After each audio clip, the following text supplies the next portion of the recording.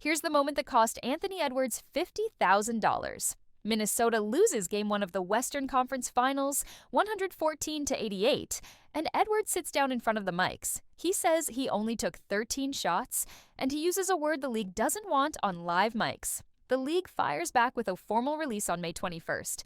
And just like that, a frustrated sentence turns into a fine that becomes the story before Game 2. This isn't about a single F-bomb. It's about pressure, image control, and what happens when a 23-year-old star meets the league's media rules at the worst possible time. The Timberwolves didn't just drop a game. They got punched in the mouth in the second half. Oklahoma City swarmed, sped the game up, and strangled Minnesota's rhythm.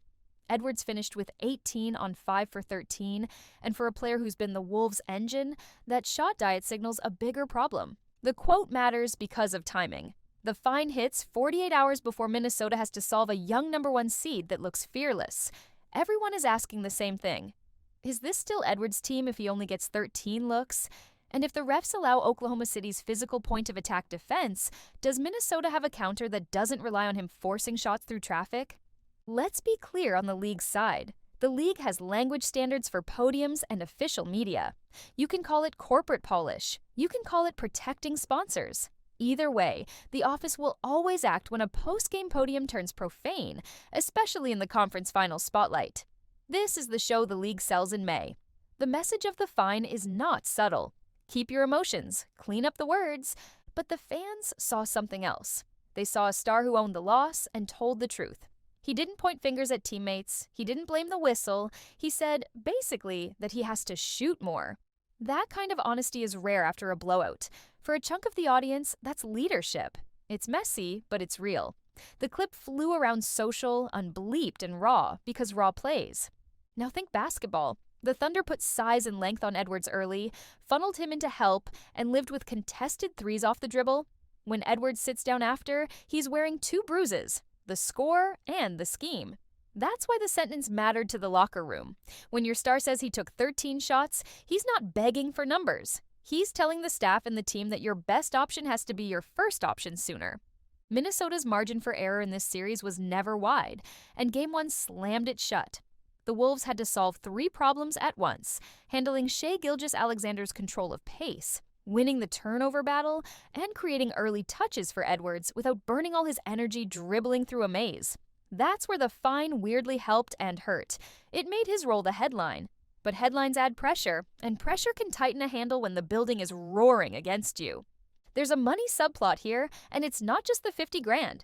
Edwards had already racked up other penalties earlier in the playoffs for gestures and language. Add it all up, and by late May, the media started tracking his season-long total like a tax meter. When the league keeps writing invoices, it tells the player and the public that eyes are on you. Stars get whistles and cameras, they also get enforcement. That's the trade? Let's pull back to the CBA reality. The league doesn't publish a rigid fine table for every word, but precedent exists. Public criticism of officiating often draws 25 to 75,000.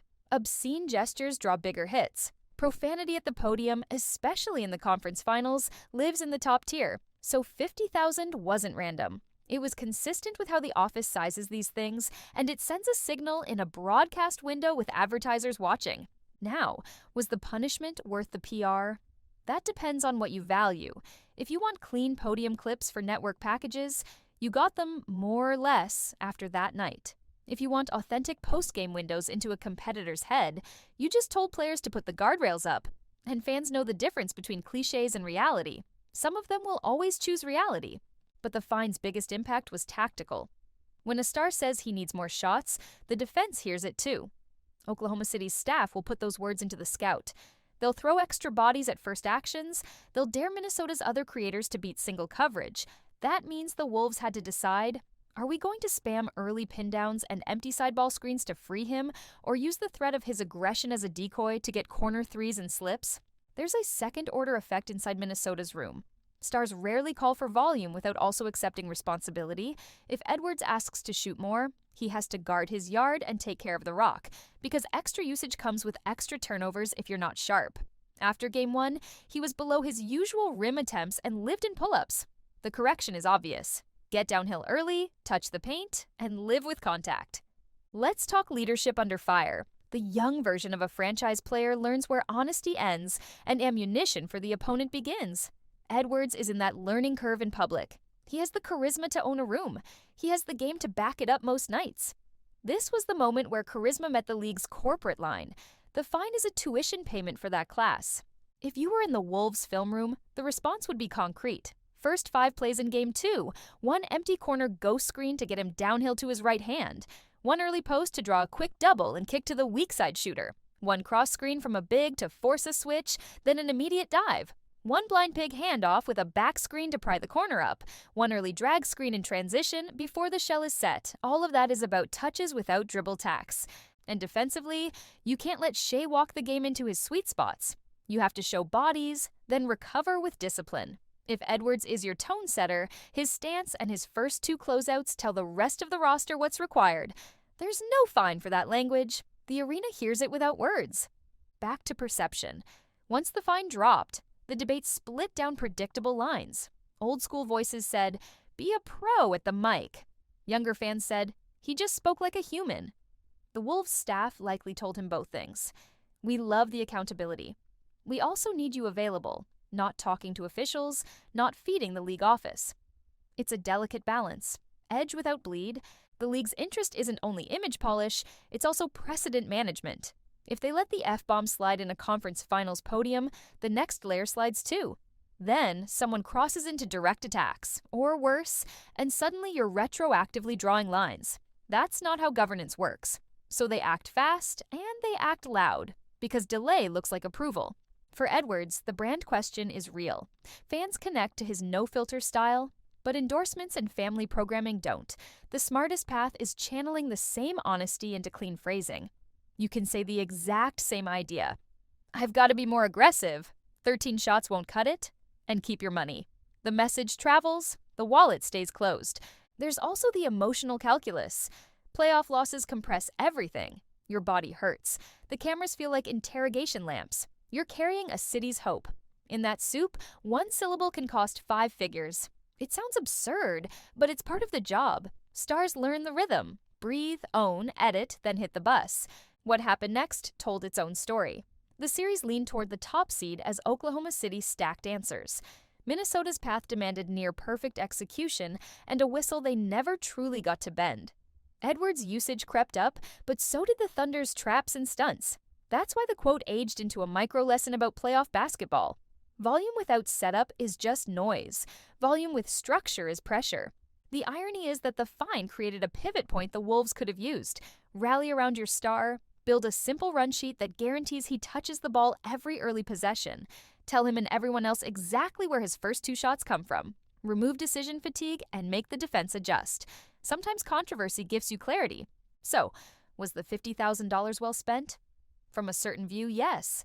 It bought a torch in a dark tunnel. It forced the conversation Minnesota needed to have about pecking order and force. From another view, no. It put extra heat on a kid already carrying enough, and it fed a media cycle that never helps you win a screen navigation battle. The verdict is this. Anthony Edwards didn't reveal anything the film didn't already show. He put words to a box score.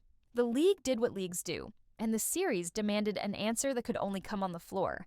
If you want to find the line between authenticity and professionalism in today's NBA, it's right here, drawn in 5-figure ink. What's next for Edwards is simple and hard. Keep the honesty, clean the language, learn the playoff grammar where every action in the first 6 minutes shapes the whistle and the coverage for the rest of the night. Then weaponize the storm, because the league can fine your words, but it can't fine a paint touch, a kick-out 3, or a stop on a superstar. In the long run, this is a footnote in a rising career.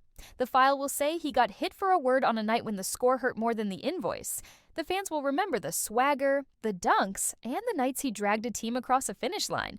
The office will remember he adjusted. And future podiums will sound the same message in cleaner sentences. If you tuned in for a scandal, you got one. If you stayed for the basketball truth, you got that too. 13 shots weren't enough. The fine said so in the league's language. The game said so in everyone else's. And the only reply that counts is still the same. Rip through, one dribble, rise up, and let the building decide.